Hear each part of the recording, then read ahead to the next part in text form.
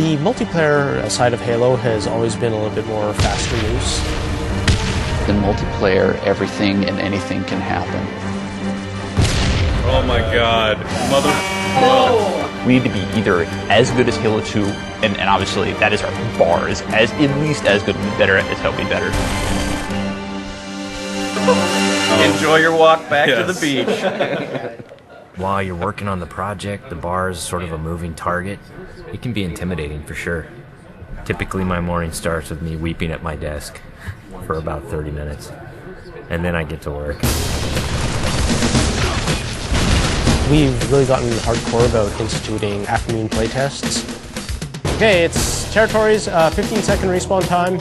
And it's become fundamental in how we're working on the game. Oh, Froman! Oh, you're so close!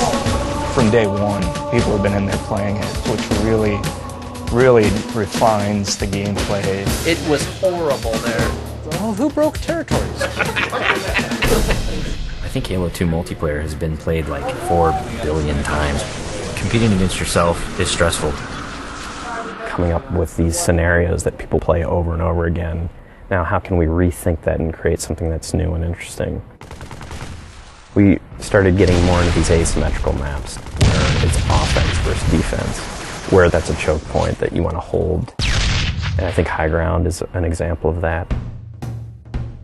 Some of the specific things that we tried out were having a wall that you have to get past. That sort of defined whether you won or lost the game. And then we stuck some towers in, and we put AI gunners on all the towers. So as you're running up the hill, you're just getting tagged by all these AI guys.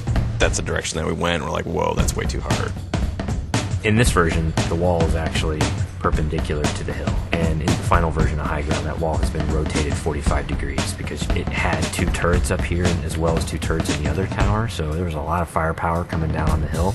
That got all simplified into 1 turret actually right above the gate, which we felt was not as brutal to the attackers. It's pretty obvious to us when we start working on these maps that they have to be fun for the 100th and the 200th and the 1000th time. You weren't figuring out the switches and the doors? Yeah, the glows are like you want to walk up and fight. Watching people run through your map challenges a lot of the assumptions you made about it. Like, oh, I think people will use this hill for sniping them, and then no one uses it. Then you get great comments like, this map sucks, I hate this spot, I hate you. A lot of the time that we spend on these levels are in the details, making sure that the run to a weapon is equal for different areas, getting the distances right for flag captures. Because we make such an effort to place titled objects in a level, like the waterfall, the bridge, the porta potty, people can say the flag is down by the porta potty. That immediately helps with that social aspect. Don't tell them about the porta potty. One of the things that we talked about in pre-production was player movement, and that's where the man cannon came from. There's different ways to move the player around the map. In Halo 1 and Halo 2, we had these teleporters. Although it was a great way to get around quickly, it didn't provide as much inherent danger as the man cannon does. There's almost nothing more rewarding than sniping a guy out of the air as he's man cannoning across the map.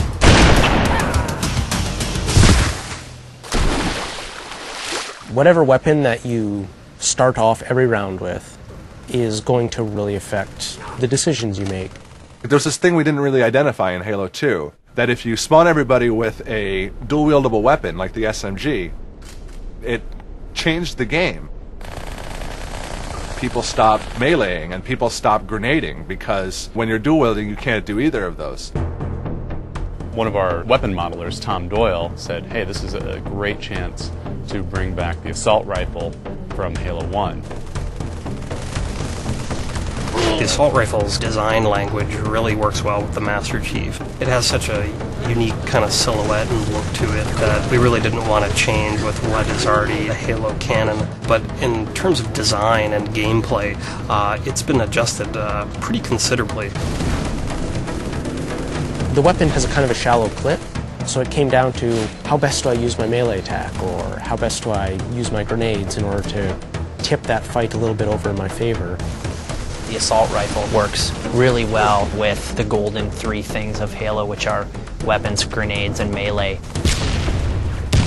The different kind of weapons that you get to use now, the way that they're balanced against each other, the way the weapons are placed on a map, it brings a certain something to the map that just makes it play right. You have a situation which is very common, two guys get into a fight. Is there a way to mix that up? Say you start getting hit by a battle rifle from behind.